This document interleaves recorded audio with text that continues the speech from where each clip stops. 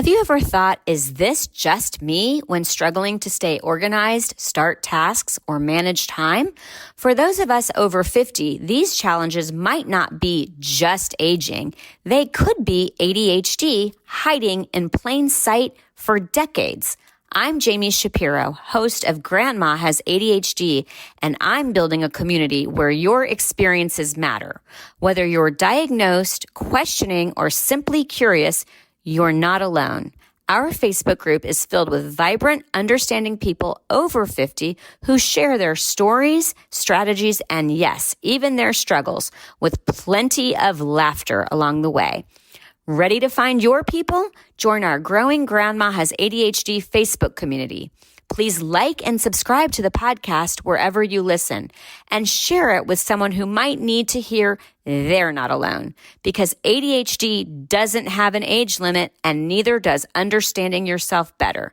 Together, we're changing the conversation about ADHD after 50. Come be part of the story. The podcast you're about to hear contains both technical difficulties and explicit conversation. Please ignore the interruptions and listen for the amazing information you will gain. As I like to say, perfect is the enemy of done. Hello, and welcome to a very special edition of Grandma Has ADHD.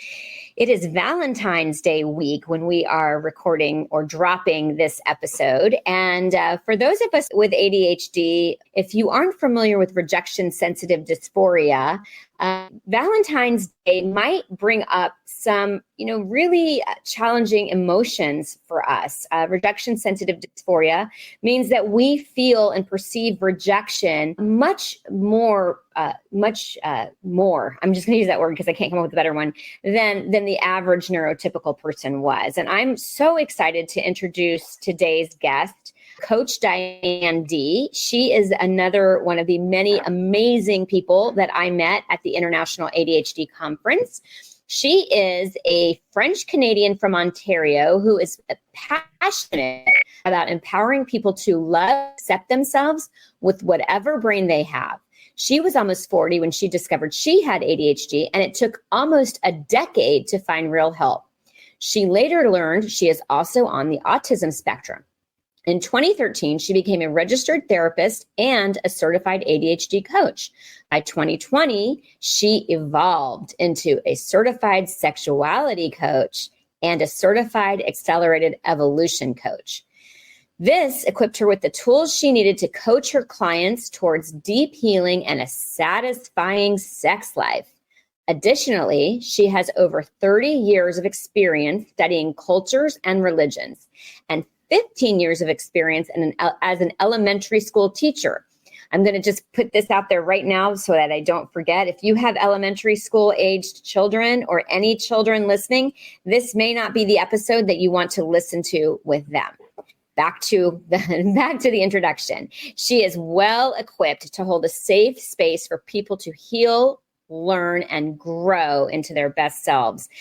Welcome, Coach Diane D. That is a mouthful, but what I am learning is it's very typical for my ADHD guests to have a resume that is very impressive. I think we tend to have an imposter syndrome going on, and we feel like the more we achieve, the better we are. But wow. So welcome to the podcast. Well, thank you very much, Jami. I'm really honored to be here. I love your show. Oh, thank you. Well, like I said, I am so excited. And you are actually, for those of you listening, we're going to be doing interviews with Coach Diane D in two parts.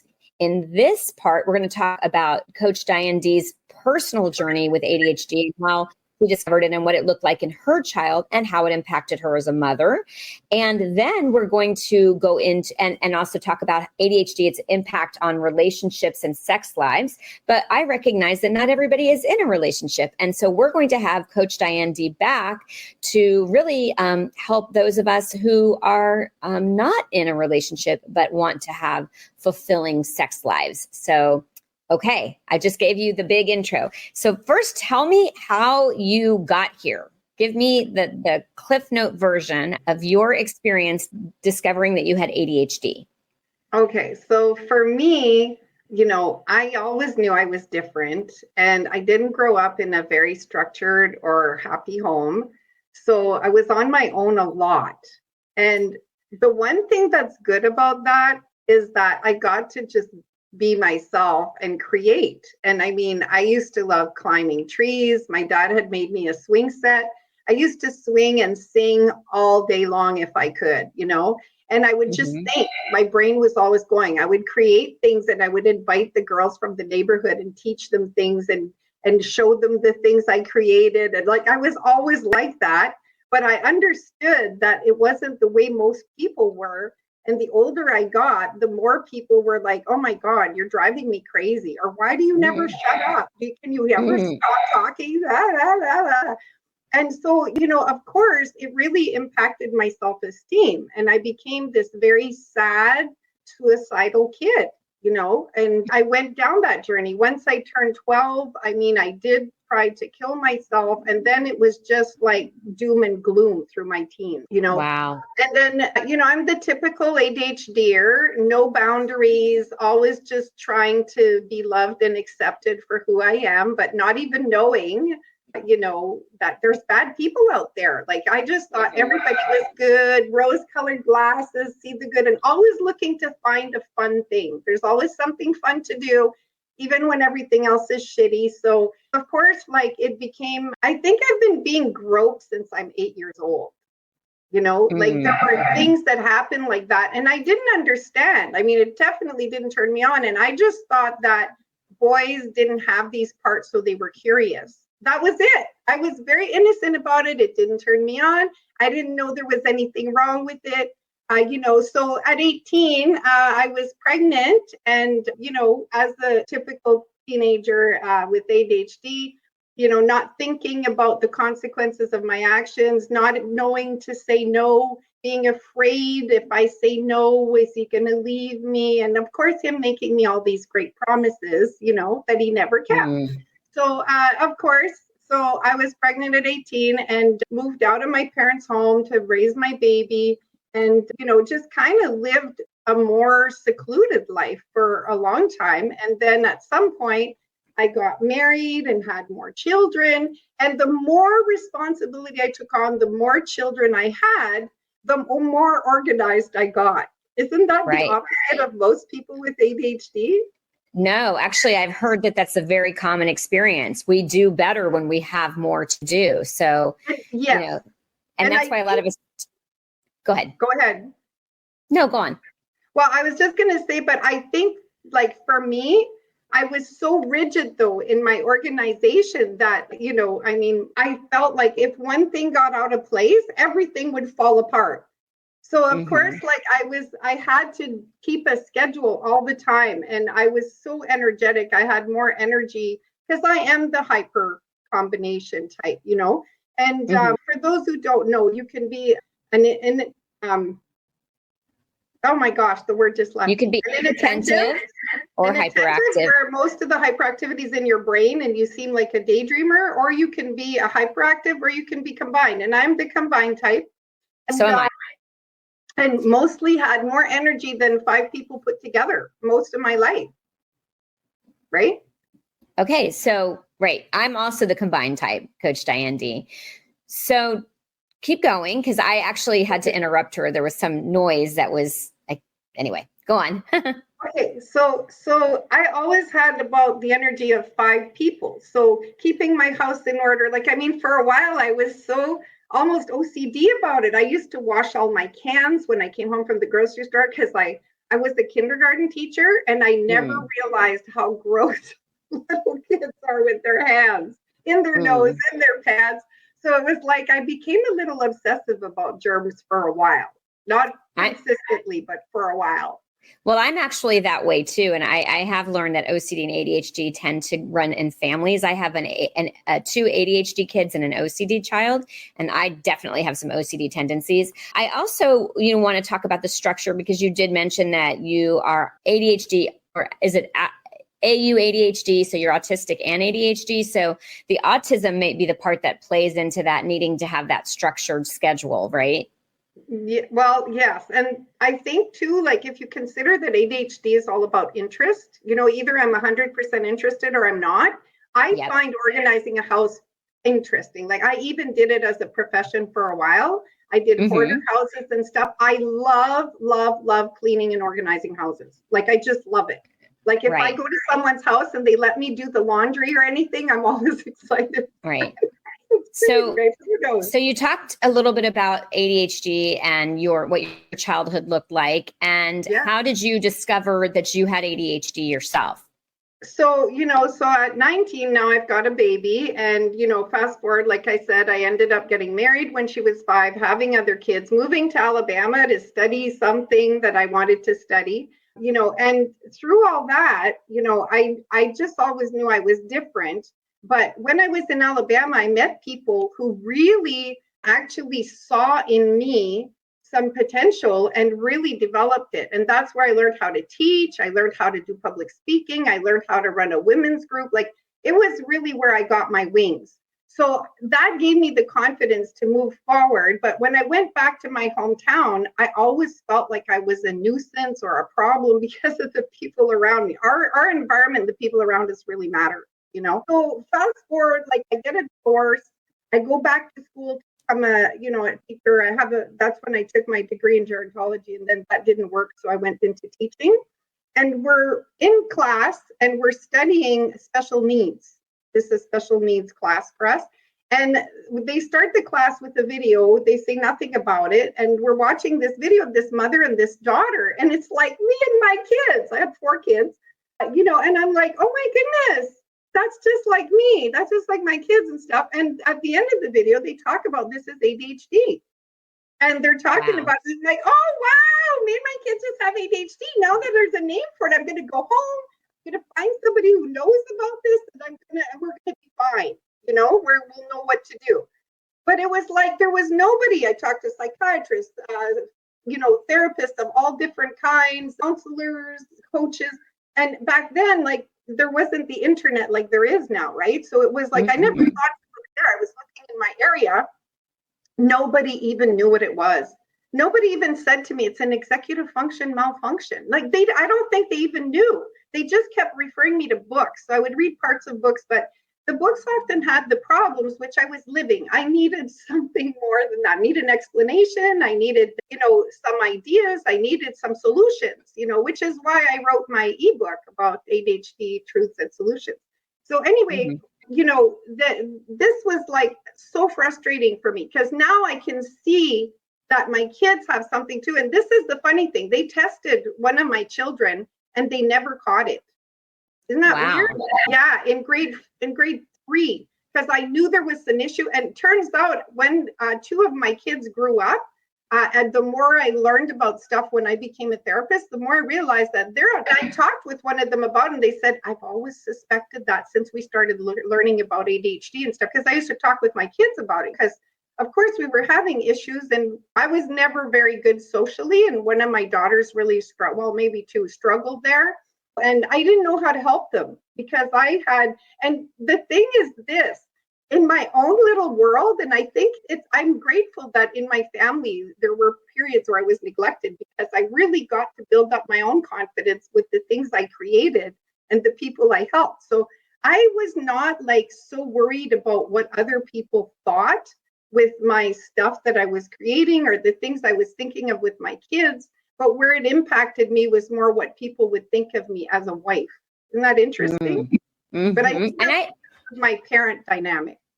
I have an interesting question. You mentioned at the beginning of the interview that you came from a home that was not structured and you had to be resilient and think for yourself. Do you think one of your parents had ADHD or autism and that might have impacted the way that they parented and ran the household?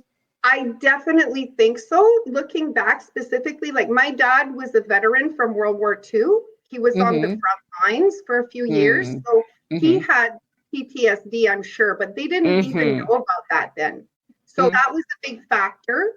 And then I'm sure my mom, she might have been both as well, because I look back now and I think of the junk drawers and I think of like how she struggled to get herself up doing things. Like Yeah, I definitely think so. I think it's like my mom's side of the family has a lot of mental health issues, a lot of schizophrenia, lots of bipolar, so yeah, I think it does come from there. And maybe on my dad's side too, but it's hard to know. Lots of addictions on my dad's side.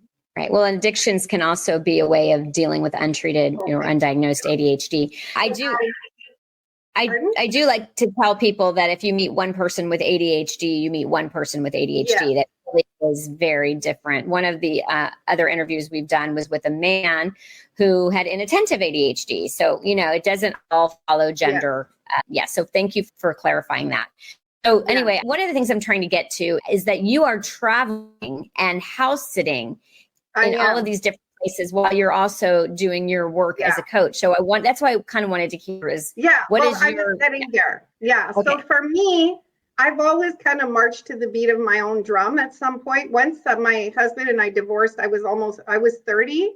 And I started realizing that, I was very free-spirited and people didn't understand that. And even I didn't understand that, but I knew that I couldn't stay somewhere where I'm always being held back. And I started doing things that interested me. Like it interested me to take this. So I did this. I just like experiencing different things in life. And last year in 2023, like a couple months before I gave up my apartment, I sold almost everything I owned. I just kept what I thought I would need. And I took off on a road trip. I'm still road tripping right now. I'm in LA in Koreatown, so I'm not near the wildfires, but they're definitely constantly telling us what's going on in the air quality and all that. And Thursday, I'll be in Costa Rica. And last 2 weeks ago, I was in Houston, Texas. And I've just been traveling all year. I do it while pet sitting. I love animals. I love meeting new people. I am more about experiences than stuff.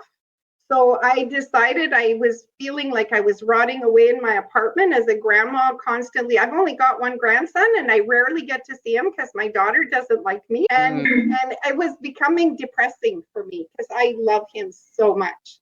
So I decided that I would stop punishing myself by sitting there waiting. And I would just accept the fact that, I may not see him very often, but he knows I love him. And I need to go out and experience life and create something new for myself. And of course, in the back of my head, I was like, if I find love on my way, that would be nice, So I have gone to I think I'm on my 23rd or 24th pet sit. I have met so many wonderful people. I've made some great friends along the way. I have also made sure that all those people that I met online in courses and stuff, as I'm in their city, I try to meet them. So I've met a lot of people that were just online friends that are now real friends. And I've just explored and experienced things. And every day I ask myself, so what are you learning today? And what do you really want? I'm really, since 1997, I've been on a quest to find deeper and deeper meaning for freedom and truth. So that's been a really amazing thing. I journal a lot. So one day all my journals can become a memoir. I have boxes of them.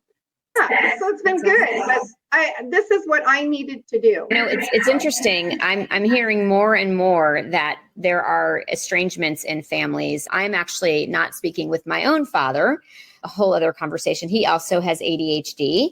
And, I think that that's a generational change in the way that we deal with family. And like I said, a lot of us are impacted by it. And I really applaud that you decided to keep moving forward rather than let it define you or take you down. And I love what you're doing to really just to take care of you and make your life as good as it can be. I want to take a break because I definitely want to make sure we have time to cover the other part of our conversation.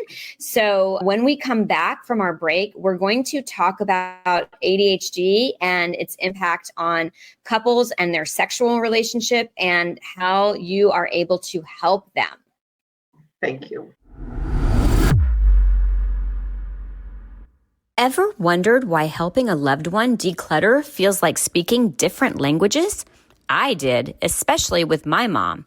It wasn't until I founded Silver Linings Transitions, helping San Diego seniors organize and move for over a decade, that I discovered why. We all experience clutter differently. And for those of us with ADHD, it's a whole other world. If you are listening in the San Diego area and feeling stuck with moving, paperwork, photos, or home organization, our team at Silver Linings Transitions gets it. We understand ADHD's unique challenges, and we won't just help you get organized. We'll create sustainable systems that finally stick. Schedule a consultation with our team today at 760-522-1624. That's 760-522-1624, or find us at silverliningstransitions.com. We are back with Coach Diane D, where we are now going to explore the second part of our conversation. And this is the part that if you've got little ears tuned in, you need to maybe ask them to leave, or they might learn something. So Coach Diane D, tell me how you got into becoming a certified sexuality coach. Well, thank you for asking. It was really my clients who guided me there. I always think my clients are my best guide to how I should evolve as a person and as a coach and a therapist. And I moved to an area where there weren't a lot of service providers, so I got all kinds of different clients, and several of them had sexuality issues. One was going through a sex change. One was an escort wanting to get out of that business with a lot of sexual trauma. And they were serious things like that. And I did not feel like I could do the ADHD part and help them with that. But I felt like this is way deeper than what I can do. And I couldn't even find people to really refer them to. And it really was hard. And I thought, you know what? I need to get deeper into the sexuality part, the healing part. I need to be able to help people through all that, because if you can't do that, it's hard to move forward, right? You can't heal. Right. So for a couple of years, I explored all kinds of sexuality programs, and I found Jaya and Ian, and I started following them. And a lot of what they were doing was things that I needed. They went really deep, but they made it as fun as possible at some point. There was so many things there. So in 2020, I took that program and certified from it. And what program is that? Because people who are listening aren't going to know. Blueprint coach. I'm an erotic blueprint coach certified. Okay, so, erotic blueprint. You don't understand that. Like, the erotic blueprints were created by Jaya. And if you don't know who she is, because she's been on everything now, because she's written a book about this and she's been on all the talk shows, but she's also in the Netflix series Love, Sex, and Goop. And she shows a little bit of what we do, and it's a lot of embodiment, which is really great for people with ADHD. And it also, like, she has been studying sex, and she's a sexologist and many, many things for 30 years. And she's learned so much because she's really interested in it, right? And so I was really grateful that I took that program, because not only did we learn a lot about sex and embodiment, we learned about healing, we learned about trauma. Like, we have courses to take just about every year on, racism, prejudices. Like, she's very much into diversity and being non-judgmental. And I've really appreciated her and her programs. So for those of us, our viewers, I definitely have seen that episode on Goop, but can you tell everybody what Erotic Blueprint is? Yes, happily. So, you know how there's the 5 love languages and the 5 languages of apology with Gary Chapman? Well, Jaya has come across like different patterns that she saw in people that she was working with. And so she created the 5 different, they're kind of like the different styles of sex, but she calls them erotic blueprints because they really are. And each one of them is quite different. So if you fit into one specific one, probably you're thinking this is the way that everybody has sex. So if you meet a partner that's different, you might think you're mismatched. Like, I hear a lot of people come see me because they think they're mismatched. You can't enjoy sex together. It was hot at the beginning, but now like they're not comfortable, or it's boring, or like there's all kinds of issues. I get a lot of men who struggle with getting or keeping an erection. And sometimes that's just because of a lack of interest in that partner, or because there's a lack of trust. It's not always like, especially if they've been to the doctor and they don't have ED, like a lot of times there's other issues, emotional or mental issues there. So in my practice, because I'm a certified ADHD coach, I'm also a registered therapist. I brought this in and I've created programs where people first we start by resolving any unresolved issues, which often is what's killing their sex life, right? If you can get through that, you can usually learn how to have better communication and discussions and resolve just about anything. But a lot of us with ADHD, we're impulsive, we get impatient, it's hard to hear. We don't say everything that we think we said.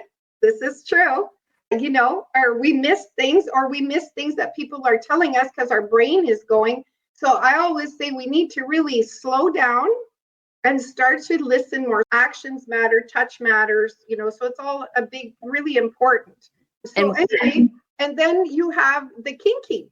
And the kinky often is the one that is ashamed and embarrassed of their desires and their needs. So often they won't ask for what they want, but they'll suffer in silence, or they might go find it somewhere else. But there's a lot of taboo around kink, and kink is taboo. That's the whole point. So, so anything you're doing that's not normal for you is kinky. And of course we have psychological kink, we have like physical kink, like bondage and all that. And I just want to say, if you ever want to get into the really deep, heavy bondage stuff, you need a coach to guide you through it, because you can really hurt each other and you can hurt yourself and you can really hate it and regret it. So there's been shows that have come up that show it as this great thing, but I'll tell you something. If there's no consent there, it's not a great thing. You have to be 100% hell yes. Consent is everything in every blueprint. So if you're not sure about something, it's a no. A maybe is a no until you've decided that you know enough that you want to try it and you're a hell yes. Okay. And then what is the fifth type? The fifth one is the shapeshifter, which is all the blueprints. And a lot of us with ADHD fall in that category. So you might one day want to make love like for hours in your energy. And then you might want to get into something more massage like the sensual, likes more the harder touch, the massaging and the senses, what they smell, what they taste, what they hear, like every sense matters, so if the music stops, or if there's words to the music and they start to bring you somewhere else, that's all distraction to the sensual. So I'll say, if you're going to use music, don't let it have words. Make sure it's going to keep going. If it stops and it bothers you, you'll have to come and change it and get back in the mood. Everything matters. And I've actually had sensuals. I had one sensual who couldn't stand the smell of sex. So we have to work on different things, because all of the senses matter to the sensual. So depending on what your blueprint is, you need to set that mood, and you need to make sure that you talk to your partner, because communication is everything. And make sure that you're both going to enjoy this. And in the shapeshifter, you could come home one day and you thought your lover was a sensual because they love the massage and all the senses. They eat really slowly, they taste their food, and one day they throw it up against the wall and just do you. Now they're in their sexual, because they're shapeshifters. So they may want to have sex like for a whole week in different blueprints, and you're going, oh my God, like after a couple hours, I'm done. So that's the joy of understanding the erotic blueprints, because then you can see where you need to work on things so that you can match and so that you can both be very satisfied and happy. So what would your advice be? And you did touch on ADHD and the shapeshifter, to a senior who wants to have a healthy sexual relationship and maybe has ADHD. Let's throw that in there too. Okay, well, I know we don't have a lot of time, so I'm going to tell you the most important thing, okay? Okay. Know your boundaries, create them if you need new ones, and do not budge out of your boundaries. We are easily influenced sometimes by somebody paying attention to us or really being sweet to us and stuff. So if you're not sure about something, if you have any kind of confusion, you're not ready to have sex with somebody. Maybe you need to build up the trust. Maybe you need to get to know them better, and always be safe. Be safe. Don't go places where you're private with somebody that you barely know. Go in public places. Use condoms, because I have to say STIs are huge amongst the crowd over 50. People think because they can't get pregnant that they can go ahead and just have sex as much as they want. And well, as much as that's true, there's a lot of STIs, and we're the biggest group. because a lot of people with ADHD are spontaneous sex, so they don't use condoms. You know, a lot of more people over 50 are engaging in casual sex. And I want to be clear, no judgment, and that's okay, but be safe. Know that you're doing this because you're a hell yes, I really want to do this. I want to have this experience with this person. Because I've heard people who want to have experiences, sexual experiences, but it's not really with this person, but they're the one available. And so we do that. We cross our own boundaries. Have an idea of, and I want to say this too, you know, if you have a list of somebody, rethink your list. What's on it? It should be about the person's character and how they treat you and how you want to treat them, more than, you know, their height and how much money they have and what they're doing, because those things can change.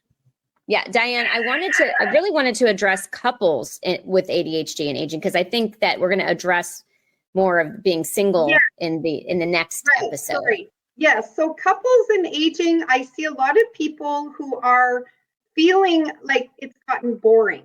Maybe they've been together a long time, sex has gotten boring, or one of them wants to try new things, but they're afraid to talk to the other one, or they get self-conscious about their body. Now we have more wrinkles, more sagging, right? So just remember that your partner is going through this with you, and they're also aging and sagging and all that stuff. So talk about it. Talking about your fears and stuff is really helpful, and your partner can help you and reassure you that they still love you, that you're still beautiful to them. And I'm telling you, men need this too, okay? Because men are self-conscious as well about aging. Then for women, a lot of times the lining of the vagina gets thinner as we get older, and there can be pain where maybe there wasn't any before. And some women, I've had this conversation with women who said it was always painful and they never told their partner. Oh my goodness, that's sad. So talk to your partner. And if there's pain, there might be a good reason for it. You know, like there are pelvic floor therapists who, it's like a physiotherapy, but they can go in and put things back where they belong. Because sometimes women, like their bladder can fall, their vagina can fall, like their rectum can fall. I didn't know this before, and I was mortified when it happened to somebody I knew. What about the boredom, especially with ADHD? We don't like to be bored. What would your... And this is where, like, learning your blueprint and expanding it and learning all of, like, sex is like fruit, everybody. You know the fruit that's in your area that you get to eat, right? But do you know there are thousands of fruit in the world? So you may know the sex that you're used to, but there are thousands of other things about sex that you can learn. So I always say, like, you know, if you wanted to just explore the sex life because the rest of your life's pretty good, you can come into my Erotic Blueprint program, and we're just going to deal with sex. It's 8 modules, and I'll put the link in here. If you just wanted to purchase that, you can purchase it independently. But if you wanted to do it working with me and expanding your sex life, we could have a lot of fun. There's a lot of great, I'm glad you brought that up, because I do want to wrap it up, because I try to keep the show short because of I'm mindful of our audience. But how could someone who has heard you and wants to spice up their sex life find you, Coach Diane D? Well, I am at, my website is dianedelina.com. That's DIANEDELINA, all lower caps, one word, .com. And I'm at info@dianedelina.com if you want to message me. And you can sign up for my newsletter, which I do give a lot of really great tips and sometimes some information. And I also have a blog that has a lot of more sexuality stuff on there. So go to my website and check it out. That's awesome. Okay. Well, I hope that if you listen today and you want a little more than you're getting from your partner or your sex life, you will find Coach Diane D. Thank you so much for coming on the podcast. I'm looking forward to our next conversation when we talk about getting to know our bodies and ourselves when we might not be in a partnership. So thank you for listening to this episode of Grandma Has ADHD, where I am working with you to make the rest of your life the best of your life. Thank you.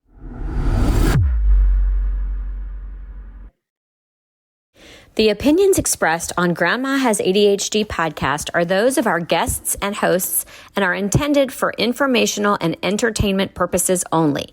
This podcast does not provide medical advice, diagnosis, or treatment. The content discussed in this episode is not a substitute for professional medical advice, diagnosis, or treatment. Always seek the advice of your physician, mental health professional, or other qualified health provider with any questions you may have regarding a medical condition or mental health concern. Never disregard professional medical advice or delay in seeking it because of something you have heard on this podcast. If you think you may have a medical emergency, call your doctor or emergency services immediately. The host, guests, and producers of Grandma Has ADHD do not assume any liability for the content of this podcast. Listen at your own discretion.